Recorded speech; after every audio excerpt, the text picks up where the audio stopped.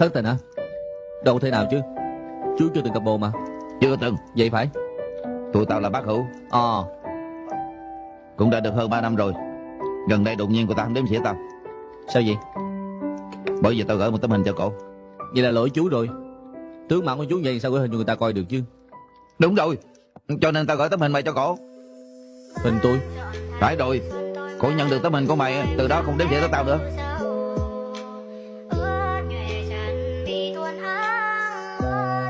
Không bắt mớ tới mày đâu. Xấu xí cũng đâu phải là tội lỗi.